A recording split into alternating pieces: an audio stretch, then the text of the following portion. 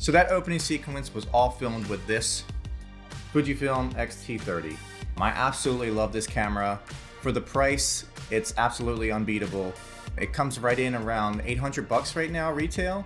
That comes with one of the cheaper kit lenses that's included. I'm not a big fan of that kit lens. It gets the job done if that's all you have, but I would definitely suggest upgrading to the XF18-55 lens. This is the kit lens that comes with the Fujifilm XT3. You can also get that with the XT30. I think that's around 1,100 bucks. It's worth it. I'm telling you, this lens is amazing. Prior to this, I was actually shooting with the GH5 and the Sigma 18-35, and it's very comparable as far as like sharpness, contrast goes, the color rendition. I personally think it looks very similar. It's really, really good. I'm a huge fan of this camera. If you're just getting into video, you're looking for a camera that's really easy to use, something that's really fun to use, something that's going to have all the bells and whistles essentially that you're going to want as a beginning filmmaker, or even a mid-level or even a pro filmmaker. For the price, this camera, it just has everything. It shoots 4K up to 30 frames per second. It also shoots up to 200 megabytes per second, which is plenty enough for most of the work that we need nowadays. The XT3 can go all the way up to 400 megabytes per second.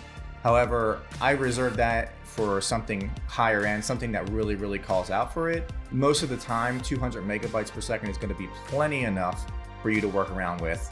You do lose out on the 10-bit and the H.265 codec. However, Fujifilm colors, they look so good straight out of the camera. This has all of the Fujifilm simulations, from the standard Provia to the Astia, all the way down to the Eterna.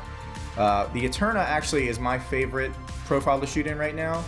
This profile is a flatter profile. However, it looks good enough that you can just shoot it, leave it, and don't even color grade it, and it looks great coming straight out of the camera.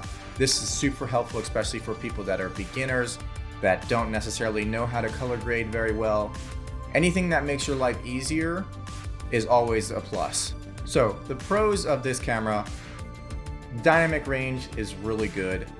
It has the same exact processor and same exact sensor as the XT3, so you're essentially going to get a very similar end product. It's going to look essentially the same, other than the 10-bit that's coming out of the XT3. Another benefit is the autofocus. The autofocus is incredibly good on this.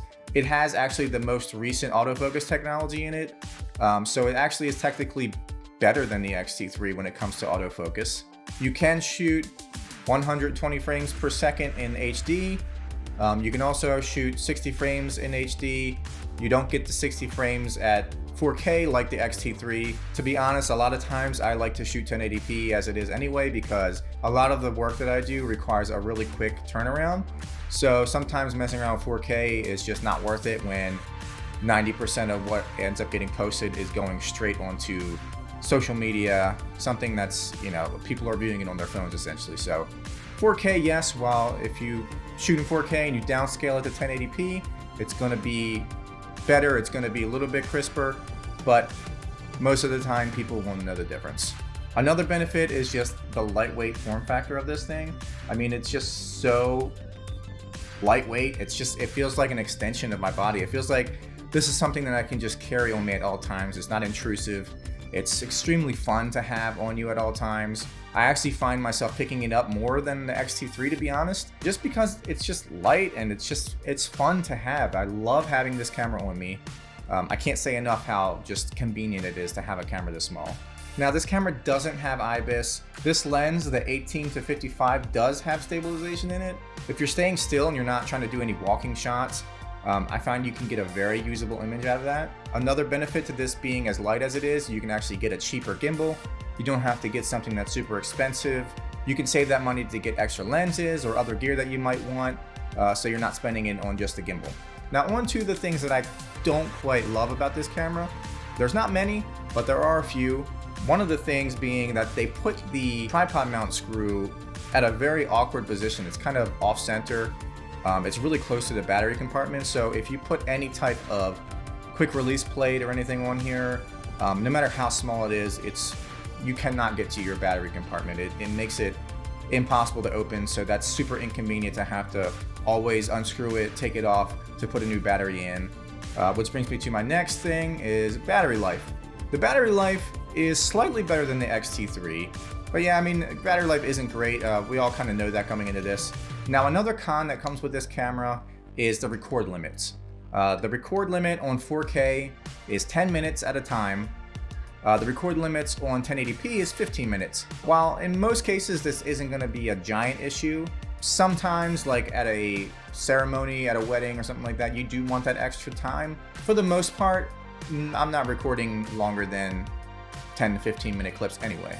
Now, I would recommend this camera for anybody who is looking to get into entry-level video, someone who also needs a camera that is very capable photo camera, anyone who's doing real estate, weddings, music videos. The autofocus is very, very reliable, so if you wanted to vlog on this, even though you can't see yourself, I would trust the autofocus to catch you and you'd be good.